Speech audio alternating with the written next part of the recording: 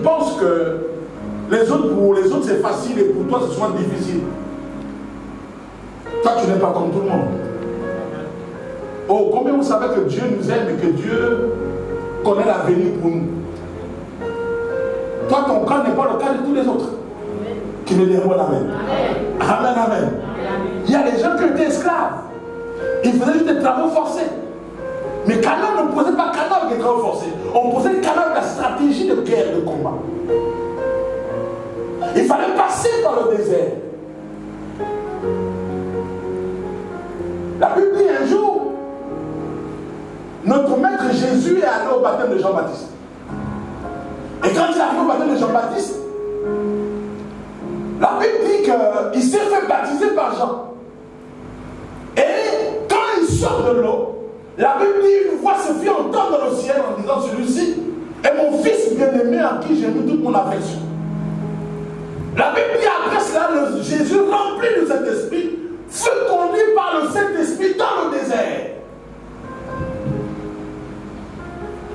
Le chemin le plus long qui nous amène à combattre et à connaître les ennemis de combattre, c'est le chemin du désert. Mais même le maître Jésus est rentré dans le désert. Il est passé par là, par ce désert-là. Mais regardez, quand je lis Matthieu chapitre 4, verset 17, je me rends compte que Jésus a prêché le même message que Jean-Baptiste. Or, Jésus n'était jamais assis pour écouter Jean-Baptiste prêcher. Jésus n'a pas été disciple de Jean-Baptiste.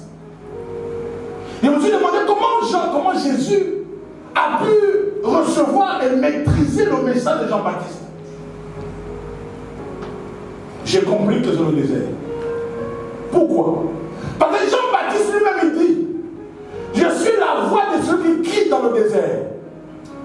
Il n'a pas dit je suis la voix. Il n'a pas dit je suis celui qui crie dans le désert. Il dit je suis la voix de ceux qui crient dans le désert. Donc dans le désert, il y a quelqu'un qui crie là-bas. Amen. Et Jean-Baptiste c'est sa voix. Il dit je suis la voix de celui qui crie où? Dans le désert. Frère, il y a quelqu'un qui parle dans le désert. Et Jean-Baptiste n'était que la voix de cette personne. Ça veut dire quoi? En français terre à terre, Jean-Baptiste allait au désert, écoutait la personne crier, et il revenait dire ce que la personne est en train de dire. Jean-Baptiste dit, je suis la voix de ceux qui crient. Alors pourquoi Jésus, voyant ça et sachant cela, il ne voulait pas écouter le message des secondes mains. Qu'est-ce que lui-même a fait? Lui-même est parti dans le désert pour croiser ceux qui crient. Amen. Amen. Il y a une voix qui parle dans le désert. Les amis, lorsque tu es sur la terre et que les chrétiens n'entendent que la voix du ciel, mais quand la voix du ciel sort, elle dit quoi? Elle dit seulement que celui-ci est mon fils bien-aimé. Il y a une voix qui te parle quand tu es sur la terre, il y a une voix qui te parle qui est dans l'eau, il y a une voix qui est totalement différente qui te parle dans le désert.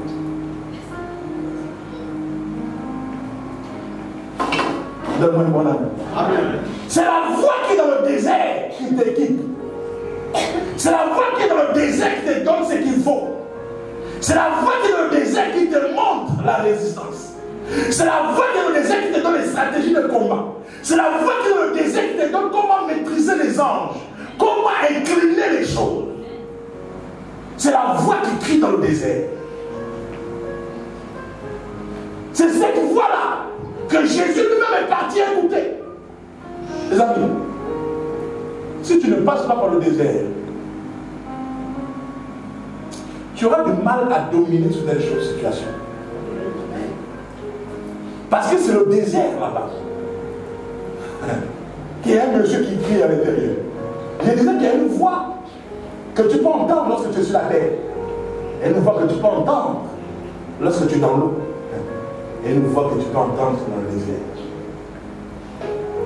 Voilà pourquoi la voix qui sort du ciel que nous entendons seulement, c'est cette voix d'amour et d'affection de Dieu pour nous, qui nous rassure et qui nous dit que Dieu nous aime. Mais en dehors de ça, il y a pas une autre voix. La voix qui va te montrer les stratégies de tout dans le désert. La voix qui va te montrer le combat spirituel. Comment remporter les victoires dans le désert. Oh, je bénis Dieu pour ceux qui passent par le désert actuellement. Amen. Et ce désert est en train de te former. N'oublie pas. Dieu, il y a un chemin plus facile pour te faire rentrer dans ta bénédiction. Mais le problème, c'est que pour poser ta bénédiction, il fallait combattre. Mais si tu ne maîtrises pas le combat, on va te tuer par la porte de ta bénédiction. Voilà pourquoi le maître Dieu, sachant cela, t'a fait passer par un désert. Donc par un chemin qui est très long. Qui me dit un bon ami. Pour te préparer à rencontrer la victoire face à ton canal. Qui me dit un très bon ami. Alléluia. Donc frère, ne pleure pas quand tu passes sur le désert. Je vais fortifier quelqu'un. Pour dire le désert, c'est là où Dieu te donne les instruments qu'il faut. Dieu te prépare, il te forme, il te donne un corps. Qui me dit un bon ami. Le désert, c'est là où Dieu te prépare, il donne ce qu'il faut, les armes qu'il faut, les instruments qu'il faut pour pouvoir posséder et pour pouvoir régner. C'est là dans le désert. Qui m'a dit un bon ami. C'est là où on possède. C'est là où on maîtrise.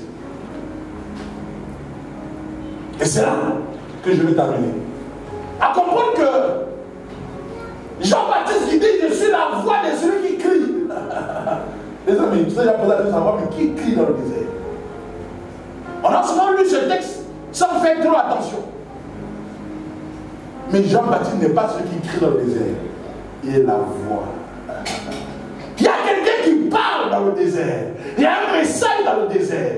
Il faut aller là-bas, récupérer ce message. Et tu as sorti victorieux. Tous ceux qui sont sortis du désert avec ce message ont remporté la victoire. Tel que Josué, tel que Caleb, tel que le maître Jésus lui-même. Il est sorti du désert avec une voix. La Bible dit dès qu'il est sur le désert, il est rentré dans une synagogue. Il a commencé à prêcher, à dire aujourd'hui même, cette parole de l'évangile que vous entendez viennent de s'accomplir. Qui veut dire très bon amen. Parce que dans le désert, on reçoit une parole. Dans le désert, on reçoit un message. Dans le désert, on reçoit des instructions. Dans le désert, on reçoit l'orientation. Dans le désert, on reçoit une énergie. On reçoit une force. Qui nous amène à incliner les choses. Et à dominer les choses. C'est dans le désert.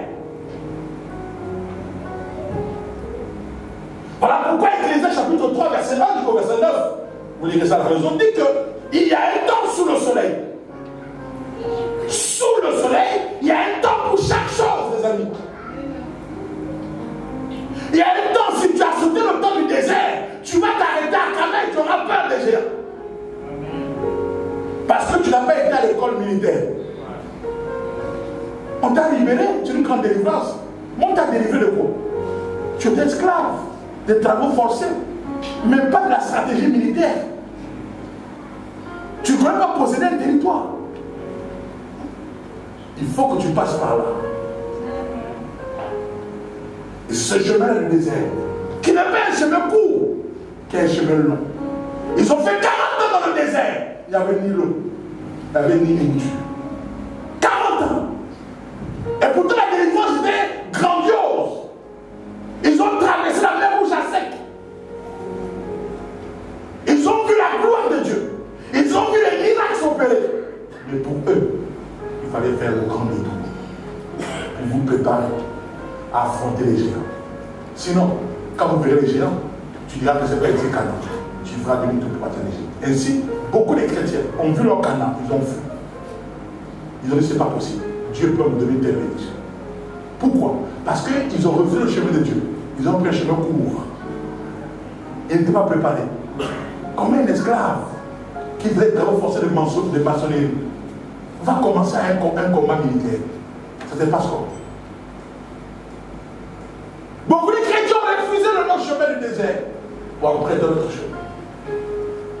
Mes amis, comprends que le chemin long du désert que Dieu nous donne a pour but de nous former pour posséder Canaan. Parce que, de toutes les manières, Canaan ne se possède que par le combat. Donne-moi un bon avis. Canaan ne se possède que par le combat. Canaan, c'est ta bénédiction. C'est par le combat que tu auras ta bénédiction. Donc tu ne vas pas ramasser ça comme des fruits qui sont tombés au sol. Tu vas combattre pour avoir. Et pour posséder, il faut connaître la technique. Qui m'a dit très bon ami. Alléluia. Voilà pourquoi les amis, il est important de se laisser passer pour les autres. Vous savez, il y a des gens qui n'ont pas traversé le désert, mais qui ont subi le désert. Parce que tous ne sont pas nés dans le désert, ils sont nés à Canaan. Hein? ceux qui sont nés à Canaan n'ont pas connu le désert, ils ont connu le désert. Pourquoi? Parce que ceux qui sont nés à Canaan étaient dans le sein de leurs parents, pendant que les parents traversaient Canaan. Or, là où tu es là, quand tu as faim, ce n'est pas seulement une partie de ton corps qui a faim, c'est tout ton corps qui a faim. Quand tu as faim, tout ton corps ressent la faim, même tes entrailles, même l'enfant qui est dans ton sein ressent la faim. Donc même ceux qui sont nés à Canaan ont subi le désert. Voilà pourquoi quand ils sont nés à Canaan, ils ne peuvent plus combattre parce qu'ils ont combattu avec les parents. Ils étaient dans le sein de leur père. Et en étant dans le sein de leur père, quand leur père subissait la galère, eux aussi subissaient la galère. Voilà pourquoi même quand une femme enceinte, elle mange pas bien, l'enfant aussi prend un coup. Donc même celui qui n'était pas né a subi le désert. Dans mon bon ami. Même ceux qui n'étaient pas nés a subi le désert. Donc les amis, c'est important de passer par le désert. Et c'est là que je veux marquer un point important. Pour expliquer que le désert va nous amener à reconnaître et à voir la stratégie du combat. La stratégie pour posséder. La stratégie pour aller de l'avant. Tu m'as dit mon ami. Amen. Alléluia. Amen.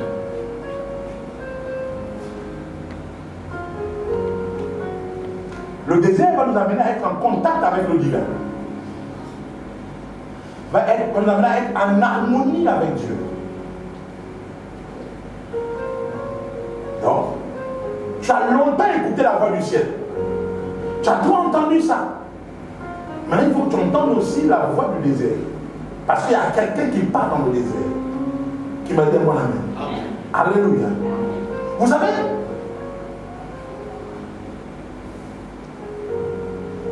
le désert est une saison. Est une période d'un temps. Écoutez-moi, derrière chaque saison, chaque temps, se cache un ange.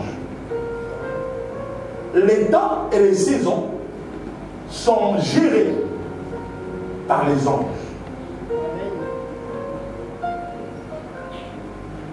Je suis en train de préparer le travail que nous allons commencer et conclure ça. Donc, je disais que les saisons sont gérées par les anges. Et vous allez voir que dans toute la Bible, et on va lire tout à l'heure, que à chaque période, Dieu a fait un ange. Et l'ange régit la période. Ainsi, vous allez voir que même les jours sont influencés par les anges. C'est les anges qui dictent le mouvement, qui dictent et qui donnent le temps.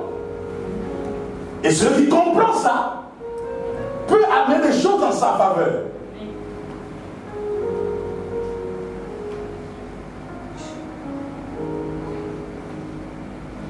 Pour les anciens, j'ai enseigné il y a longtemps, il y a très longtemps. Ici, dans cette église, j'ai enseigné il y a très longtemps, il y en a beaucoup, je ne sais pas s'il y en a qui ont été là, je pense pas. Et j'ai enseigné ici il y a très longtemps le premier niveau de ce message, où j'expliquais aux anciens que le mystère des 7 jours, que derrière chaque jour se cachent des esprits, et je disais que ces esprits-là sont régis par les planètes. Et je disais aux gens, aux anciens à l'époque, pour ceux qui sont là, qui se rappellent, que par exemple derrière la jeune de lundi, par exemple, c'est les esprits de la lune. Et j'expliquais ça comme ça. Là, c'est le premier niveau que je vais monter un peu aujourd'hui. Pour t'expliquer que derrière chaque jour, c'est pas les deux planètes, donc c'est un ange d'influence. Parce que les planètes sont régies par les anges que Dieu a placés. Ben pourquoi dans Apocalypse chapitre 16, verset 19, verset 10, je crois. Quelqu'un me dit ça, Apocalypse 16, verset 10, je crois. On peut lire ce texte. Apocalypse 16, verset 10, il est écrit: le cinquième versa sa coupe sur... Donc le cinquième ange versa sa coupe sur le trône de la bête. Oui. Et son royaume fut couvert de ténèbres. Donc regardez, les temps qu'il fasse chaud qu'il fasse jour, qu'il fasse nuit, c'est un ange qui manipule ça. C'est un ange qui décide, selon l'orientation qu'il reçoit de Dieu, que ce temps est le temps de ta bénédiction, ce temps est le temps de ton mariage, ce temps est le temps de ta domination, ce temps est le temps de tes ténèbres, ce temps est le temps de ta lumière. C'est les anges qui gèrent ça. Donc, ils inclinent les choses en faveur, par rapport aux autres qui reçoivent. Soit de Dieu, soit de celui qui a la connaissance, parce que Dieu a dit, j'ai fait de vous des dieux. Mais cependant, vous mourrez comme des humains. Donc, celui qui a cette connaissance peut incliner les choses de telle manière qu'il décide que ce soit les ténèbres ou le jour dans sa vie ou dans ses projets. Tu me dis un mot? Mais ça, c'est l'école du désert. Voilà pourquoi Jésus, avant d'affronter les choses, il allait au désert. Et pourtant, son père a témoigné en public et devant les esprits que écoutez-le. Mais il ne s'est pas contenté de ça seulement. Il a compris qu'au-delà qu'on doit m'écouter, il faut que j'aille moi-même écouter la voix. C'est au sortir du désert que le maître Jésus a pu décortiquer un texte que personne ne décortiquer en ce temps. L'Esprit du Seigneur est sur moi. Ce texte, personne n'a vu ce texte parce que, en fait, selon la liturgie, en ce temps, quand tu décortiques un texte, il faut que tu sois capable de donner des exemples pour expliquer ce texte. Ce texte d'Ésaïe, personne n'avait décortiqué un jour, mais Jésus va prendre le rouleau et dit que l'Esprit du Seigneur est sur moi. Quand il m'a. Mais l'Esprit du Seigneur était sur lui depuis il y a 2 mois en arrière. Il n'avait pas encore confessé. Pourquoi? Il n'avait pas encore reçu les éléments de la voix du désert.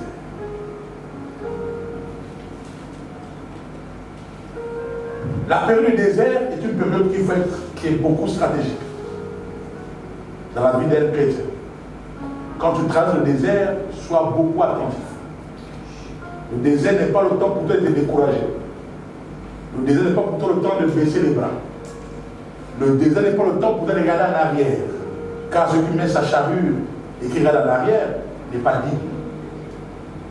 Le désert n'est pas le temps pour toi de te poser 1001 questions. Le désert est le temps pour toi d'être concentré. Et de demander à Dieu qu'est-ce que tu veux me dire, Seigneur. Qu'est-ce que tu veux m'enseigner dans ces difficultés, dans ces temps difficiles.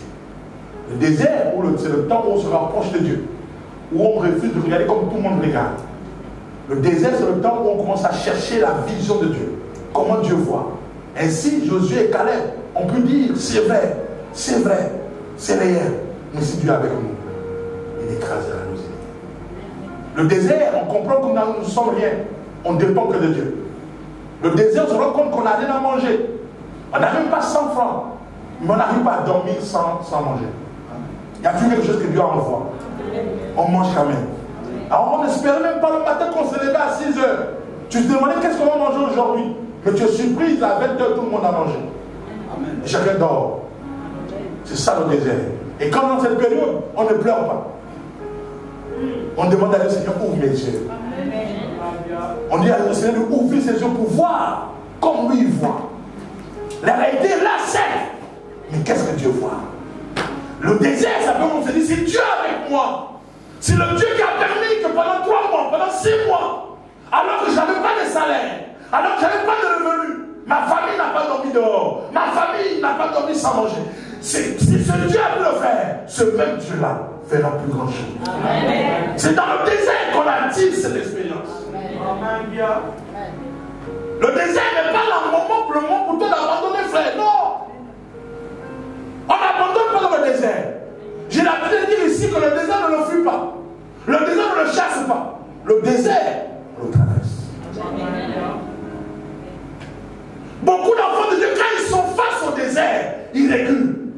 Ils fuient. Il n'y a plus l'onction.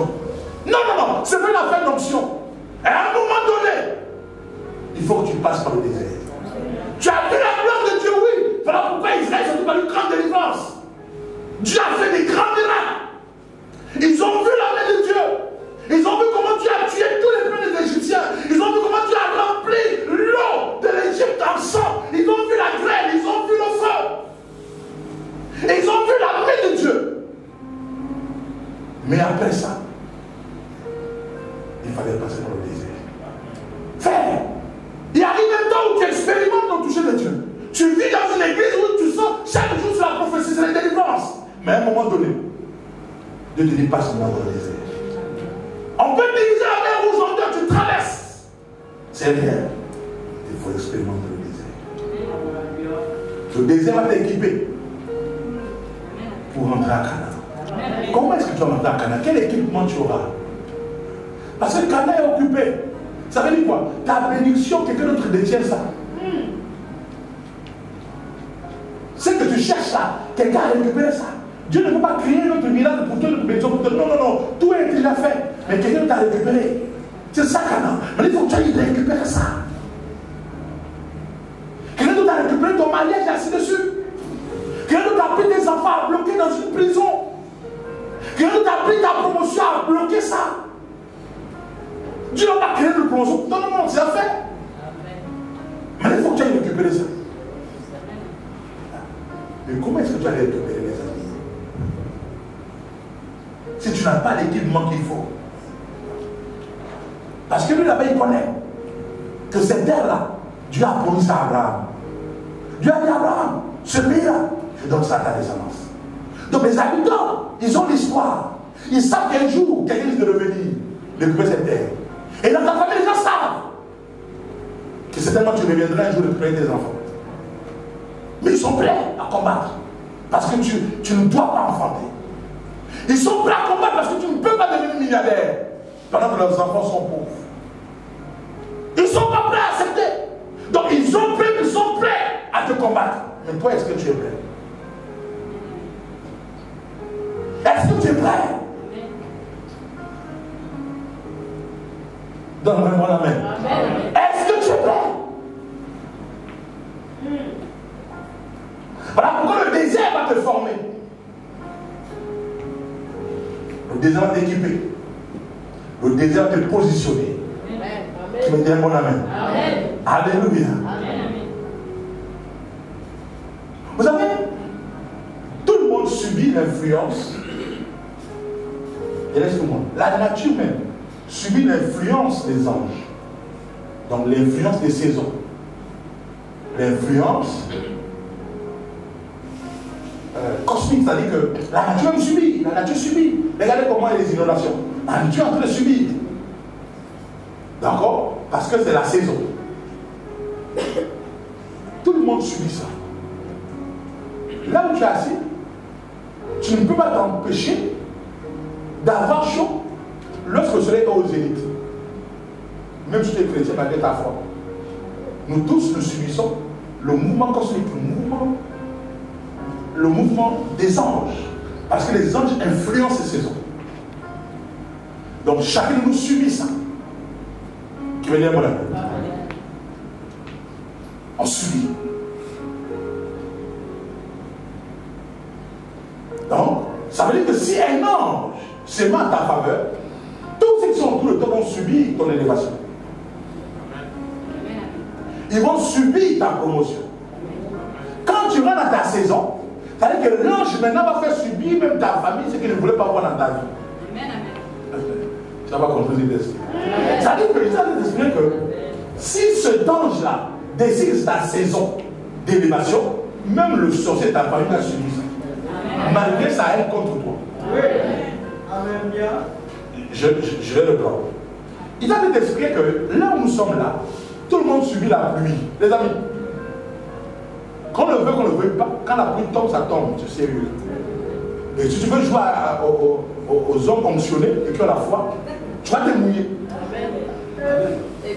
Et bien. Donc tout le monde subit ça, malgré ta puissance, malgré ta foi, malgré la Bible que tu as en tes mains, tu vas se mouiller, les pages vont se déchirer. Vous comprenez un peu? Pourquoi? Parce qu'un ange s'est mis d'un côté d'une saison. Et l'ange a décidé de faire tomber la pluie. Donc, imaginez que le même ange, prenons ce cas que tu le sais, se met de ton côté et qui va tomber une pluie de bénédiction sur toi, je suis en train d'expliquer que même le grand sorcier Nganga de ta famille va subir ton élévation. Amen. Il va, malgré sa haine et ses fétiches, malgré les incantations qu'il pourra faire, malgré les imprécations qu'il va faire, ça n'aura aucun effet. Pourquoi? Parce qu'un ange est à ta faveur et c'est ta saison qui est arrivée. Tu me dis très bon amen. Et donc quand cette saison arrive comme ça, personne ne peut t'empêcher, personne ne peut te bloquer, tu ne peux que vivre. Et les gens qui sont jaloux seront étonnés de voir ta grandeur. Je prophétise sur quelqu'un ce soir, au nom puissant de Jésus.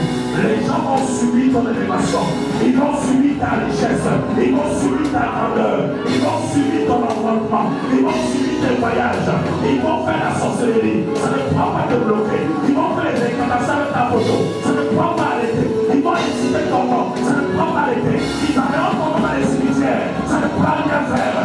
L'Éternel va décider que l'ange travaille à ta faveur. Et je prophétise pour que ce soir, je lève la main et déclare que l'ange travaille pour toi à partir d'aujourd'hui. Celui qui lève la main, qui t'amène très fort, il reçoit la grâce. Donne-moi ton amen. Alléluia. Ils vont subir ça. Je te dis la vérité. Parce que nous sommes dans une période où tu vas vivre ton miracle. Tu veux dire quoi? Parce que je vois un ange qui se positionne dans cette église maintenant. Amen. Je te dis la vérité. Amen. Et quand l'ange se positionne, frère, ça ne dépend plus de toi. Amen. Tu veux dire moi amen. Alléluia. Parce que tu as fait ton temps dans le désert. Amen. Tu as fait tes cours dans le désert. Et aujourd'hui, tu es prêt à poser ton canard. Et tu vas poser ton canard, dis-moi très bon amen. Encore un bon amen. Ton amen est de quoi le mettre très fort. Alléluia. Oui, tu as suivi. Tu as souffert dans le désert. Tu as passé des nuits sans manger. Tu as passé des nuits à pleurer. Tu as fait des offrandes, des sacrifices. Tu as tout fait. C'est ça le désert. Mais maintenant, je t'annonce que l'ange de ta saison est arrivé. L'ange de ta saison est arrivé. Et parce qu'il est arrivé tout ton temps. Et parce que tout ton temps, personne ne pourra l'empêcher. Et ils ne perdent pas leur cœur. Ils seront écrits. Ils verront toujours ta gloire. Et dès que c'est venu au nom de Jésus, l'Éternel va te positionner dans le nom de Jésus. Les gens qui ont parlé contre toi seront confondus. Les gens qui t'ont insulté seront dans la honte. L'Éternel va te prendre de là où tu es. Et je vais faire pleuvoir une pluie de bénédiction. Une bénédiction sur la potente dans ta vie au nom de Jésus. Tu vas rattraper ton retard. Entends-moi, mon amen. Je dis les choses vont te coller pour toi. Je suis venu t'annoncer ce soir que c'est un nouveau départ dans ta vie. C'est un nouveau départ pour toi. Un nouveau départ dans tes affaires. Un nouveau départ dans ton foyer. Un nouveau départ dans ton ministère. Un nouveau départ dans ton projet. Un nouveau départ dans ta maison. Un nouveau départ dans les travaux de construction. Un nouveau départ dans tes idées. Un nouveau départ dans tout ce que tu as de toi. Un nouveau départ. Lève ta main, avec le fort. J'appelle l'onction de la multiplication. J'appelle l'onction de l'exaucement. J'appelle l'onction de l'accomplissement. Au nom de... C'est un nouveau départ. Alléluia. C'est un nouveau départ. Je te dis la vérité. Mon Dieu est fidèle. Je vois le nom de Dieu ici. C'est l'ange des saisons. La saison que tu vas décider, elle va arriver. Au nom de Dieu Christ. 2022 se terminera pas dans ta vie. Comme ça, comme il a commencé. Mon amen. Tu vas vivre la gloire de Dieu. Après ce culte, des choses, ta vie démarre. Cette nuit d'aujourd'hui, mon Dieu va te visiter. Cet ange que je vois ici, tu vas le voir au nom de Jésus. Tu vas le voir au nom de Jésus. Et mon Dieu va te visiter. Les choses vont décoller comme tu n'as jamais pensé. Au nom du Dieu que je sais. C'est le Dieu du mystère. La porte qui était fermée depuis les années que tu connais, qui ne s'ouvrait pas. Je te dis la vérité, je vais m'amener dans le ciel. Cette porte va s'ouvrir au nom de Jésus. Mon Dieu est fidèle. Les choses vont se mettre en mouvement pour toi. Je viens incliner les planètes à ta faveur. J'incline les anges à ta faveur. Je viens orienter l'onction de Dieu sur toi. Je viens tourner le mouvement des planètes pour toi. Que tout commence à travailler pour toi. Que tout commence à travailler à ta faveur. Que la gloire de Dieu te localise. Que la main de Dieu soit sur toi. Que les choses commencent à changer au nom de Jésus. L'Éternel multiplie ton commerce. Il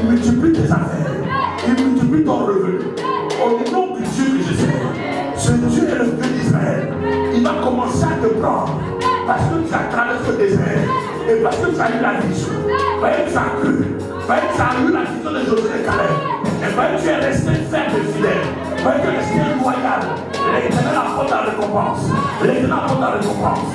Entends-moi mon amen. L'Éternel apporte la récompense. Donne-moi la récompense. L'Éternel apporte la récompense. L'Éternel apporte la récompense. L'Éternel apporte la récompense. Donne-moi mon amen.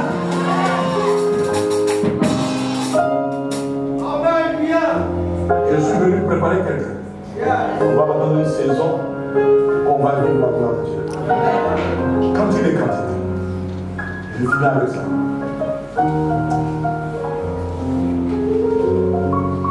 Je sais que beaucoup sont surpris. N'attendez pas me voir aujourd'hui parce que je suis absent depuis plusieurs jours. J'étais absent depuis plusieurs jours. Maintenant je suis là.